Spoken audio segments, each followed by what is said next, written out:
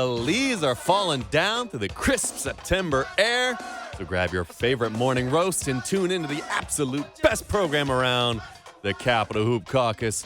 I'm Rodell McCabe, and I'm joined, as always, by my two co-hosts. First is a man who enjoys his pizza with peppers and onions. It's Isaac Harris, and the man to his left is a man who just prefers a good pepperoni. It's Troy Halliburton. Gentlemen, did I get your pizza orders right? No, I actually do not like onions. But I do no like onions. onions. Okay. No onions. You definitely got my pizza order right. Look, you on something here, Wardell. What's your favorite pizza order then? So I like a buffalo chicken. Okay. Which maybe it's stuffed crust. It depends. It depends what pizzeria I'm going to. I do not think chicken belongs on a pizza. I'm going to be honest with you. But over pineapple, though? Oh, man. Well, I didn't say anything Like, about pineapple. are we? What's Like, happening okay. Whoa, okay. Yeah. Let's calm down, everyone. Let's calm Get a down. little hostile in here for a second. Let's get on to the question of the week, which the one I have for you both this week. What is your favorite smell in the world? Isaac, I'll start with you.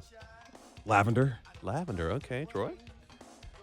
Lavender's pretty good. I like lavender there. So All right, two Yeah. lavender fans. Myself, I personally go with, if you've ever had like a humidor for a cigar box, the inside smell. Oh, of yeah, where that it's got, smells like, great. the Yeah. Slight smell of tobacco, plus like the red cedar in there. That to me Yeah. is the absolute That smells best smell on great, earth. too. But we're not here to talk about scents. No, we are here to talk about basketball. Isn't that right, Troy? Yes, we're here to talk about basketball in the Capitol Hoop Caucus, on our way to becoming the preeminent basketball show in the area, covering hoops on every level from high school to the pros, men's and women. And if they're throwing up that orange ball, we're talking about it. Absolutely. I couldn't have put it better myself, and we are doing that each week on ESPN 630. That's where you can listen to us on the radio every Saturday morning at 10 a.m. Eastern. That's 630 on your local AM dial, or you can also catch us on the podcast feed wherever it is that you get your podcasts. And when you search us up, you find us. Be sure to give us a listen, a rate, and review, because it helps to spread us out to other basketball fans. And if you hadn't heard yet already, we're also on YouTube, so let's just wave to the cameras right there and give our best smiles and poses. And if you wouldn't mind also heading over to YouTube if you're not there already, giving us a like and subscribe and a comment if you wouldn't mind. But let's get on to today's show, because training camp is about to open up for the Wizards. So over the next 3 weeks, we're going to go over the roster that they currently have, and we're going to break down the positional groups of all the players on the team. We'll start out this week with the guards, and after that, we'll be joined by a very special guest this week, someone who's actually played with and against our very own Isaac Harris. It is Luka Garza of the Boston Celtics. From there, we'll continue grading the off seasons of the association, this week focusing on the Southeast Division. Then we'll close it out with trivia time from the line. But as always, let's go ahead and start with the Beltway Beat.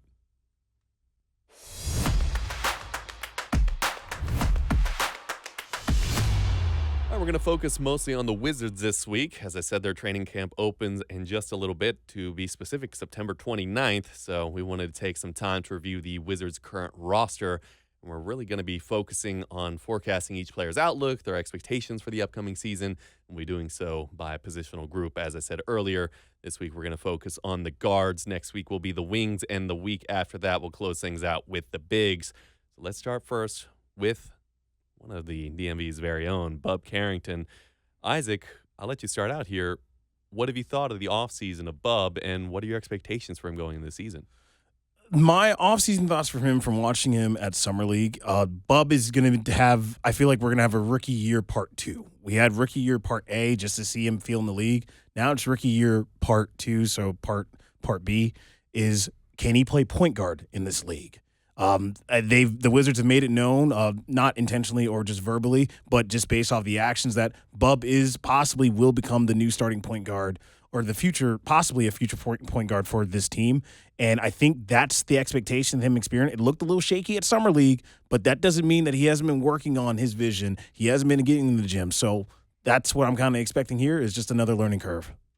Yeah, I completely agree with the learning curve aspect of what you're talking about, describing Bub Carrington's game. And yeah, the actions speak louder than words. And so, the Wizards, by them trading away Jordan Poole, I think that, they are clearly, showing Bub Carrington that they want him to, try to take over and be the team's next point guard.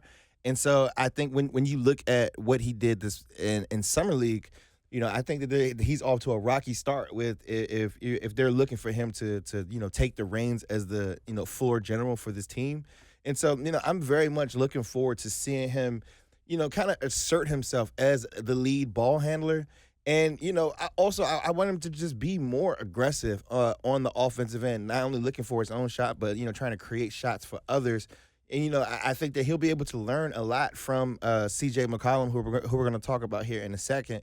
But, like what the Wizards front office, what they're looking at with him is can Bub Carrington be a lead ball handler in the NBA? And I think that, this season will, definitely give him the opportunity to, prove whether that prediction is right or wrong. Yeah, and Isaac, you mentioned it briefly, and our audience who isn't aware, you actually were out at Summer League. You had the opportunity to see Bub live and in person in this new role that they're trying to format him into. But it sounds like there's some hesitancy, right? You're mentioning that there are some learning curves that he's currently experiencing right now. And so could you speak a little bit more about what it is that you think he still needs to adjust in order to fulfill this role? I think for me, Bub needs to adjust his timing and his execution on when he starts an offense, especially with the league. I know a lot of us, some of us even casual fans, think that, the NBA is a little slower pace. It's actually fast. They actually move faster than what we're anticipating. So one of the things that I did see in the Summer League with him is like he wouldn't initiate the offense right away, or he would hesitate, almost like a quarterback staying in the pocket too long, saying, hey, you got to go a little faster with it instead of, and not just because as a point guard, you're setting the pace for your team on when the offense goes and how it moves. So for him, because he's been so used to playing off ball his first year, trying to move into that to say, hey, I'm not waiting for someone to set the tone for me. I'm now setting the tone and starting off the spark. That's something that I know that he's working on with that. Yeah, and like you said, the pacing matters so much, and I think that one of the things that when I look back at the great point guards of Wizards past, like John Wall and Gilbert Arenas, like the reason why those guys were so great was because of their ability to change pace at such a different paces of the game. So like you got to be able to walk the ball up the court and also be able to push it and get everybody involved in transition. And so I think that the only way for Bub Carrington to actually learn that pace is to get out there and play. All right, now let's move on to another guard, one of the other young guns, which I guess can be describing everyone on the roster as fairly young here. Let's go on to A.J. Johnson. Troy, what are you thinking the expectation should be for A.J. Johnson coming into the season? Well, the expectation should be for A.J. Johnson to crack the rotation. I think that's when you're looking at goals for him as far as like particular individual goals for the season. I think for him that he really needs to focus on trying to crack the rotation and being a player who can play 20 to 25 minutes a night. And I think he's just so raw with some of his skill set that he really just needs to be kind of thrown into the fire and get out there and play through some of the warts in his game. But also, like, he has this level of athleticism that, the NBA is full of great athletes, and he's probably in the 1 percentile of NBA athletes. And so, he really needs to get a chance to get out there and get a feel for how his athleticism can impact winning basketball. All right. Now, with his rawness, his explosiveness, Isaac, Troy said that his goal or his expectation for AJ is just to really crack the rotation in a solid and meaningful way. Should he do so, what role do you think he actually fulfills when he's on the floor? Well, AJ showed in flashes when he first got traded to the Wizards, and then just his reputation is he's a high-flying slasher. He possibly has like the great athletes. He's a great athlete and an NBA athlete. Once he gets that first step getting to the basket, you can't really stop him if he's up in the air. So with him, I think just only cracking the rotation, but find your role in that to develop that. So for him to be such a great athlete and how long he is, play a little more defense.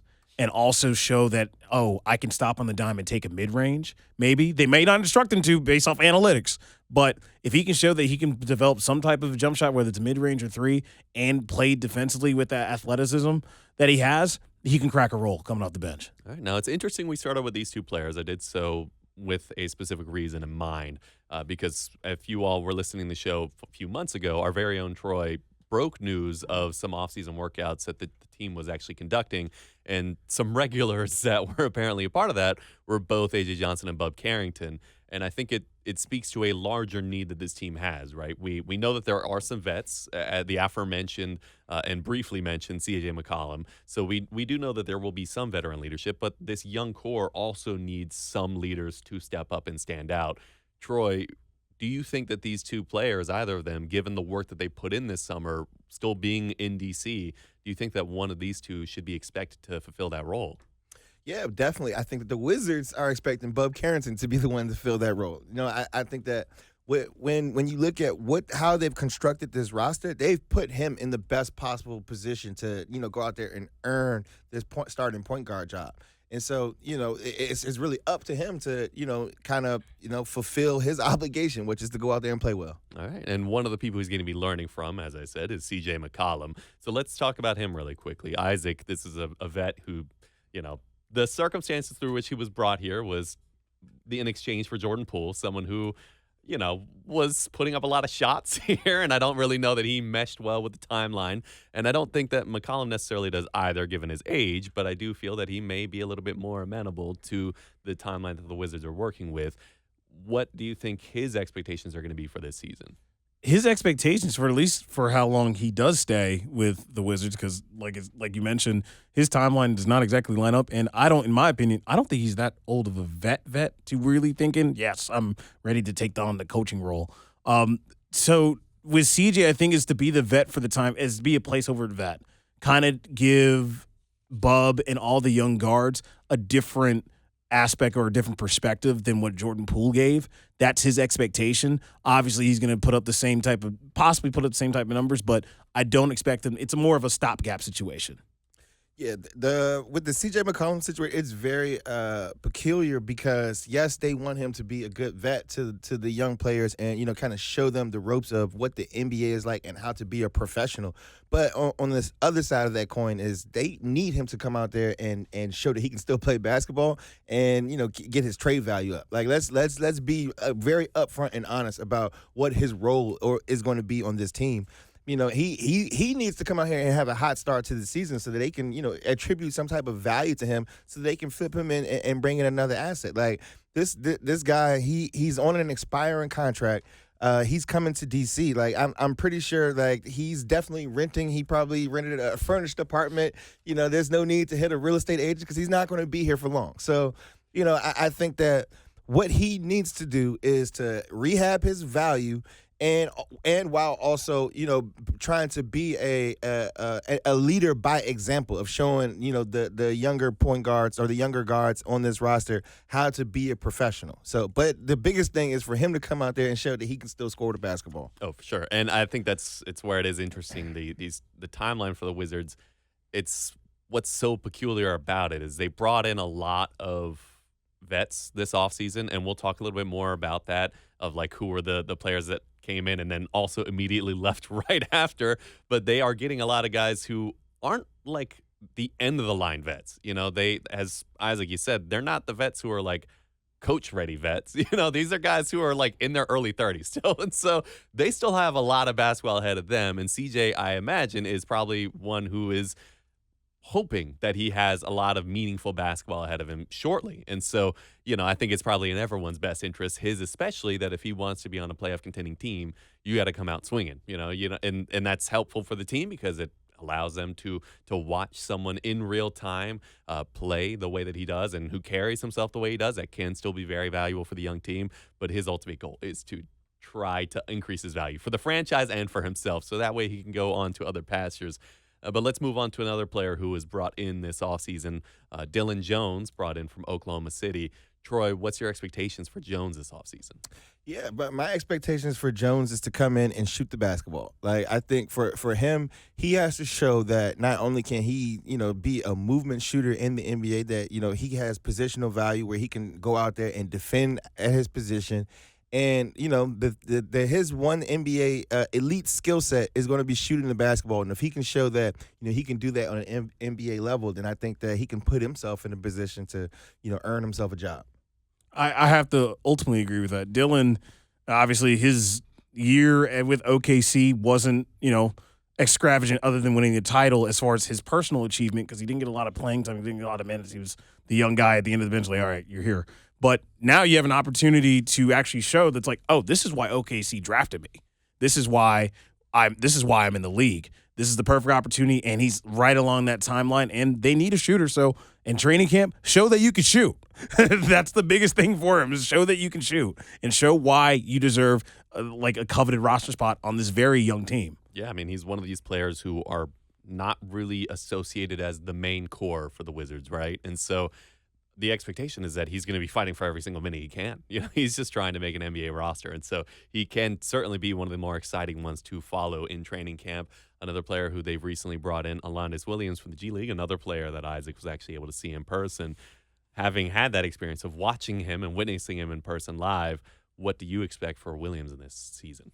Him try to make the training camp roster competitive. I hate to say he is a flyer. You don't know if you're going to keep him, but if he does, his goal is to stay within the organization long enough to say, like, you know what, we want to keep you and potentially put you like a Justin Champagnie, like, oh, let's just keep you for the long term because you fit and we like you. That's the big thing right now, is that, yes, you have a degree, or, yeah, you have a lot of accolades. The one accolade a lot of guys like Alondes Williams needs is that L factor, or that likability. If they like you, they're going to keep you. So he needs to find a way to stay liked.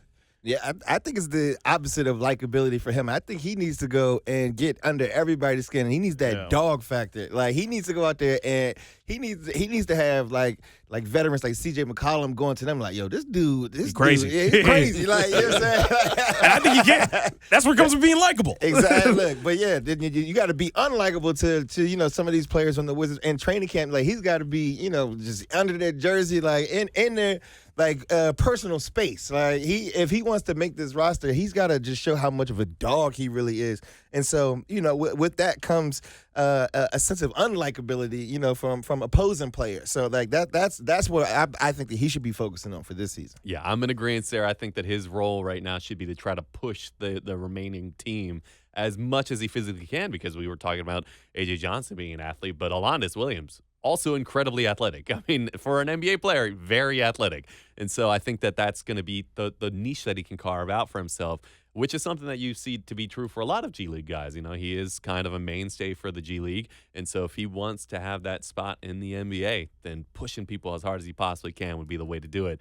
But one player who's certainly less of a question for us was the man that they selected in this past draft, that being Trey Johnson. So, Troy, what are your expectations for Johnson this upcoming season? Yeah, for Johnson, I think that he should really be setting the bar high. Like, I think that his goal should be coming into this season, I'm winning Rookie of the Year. And, I think that, you have to set the bar that high in order for you to come out there and try to live up to a level of expectation. And so, yeah, with him, I think that he's going to get a lot of opportunities, whether that be starting or coming off of the bench. I think he's going to play a lot.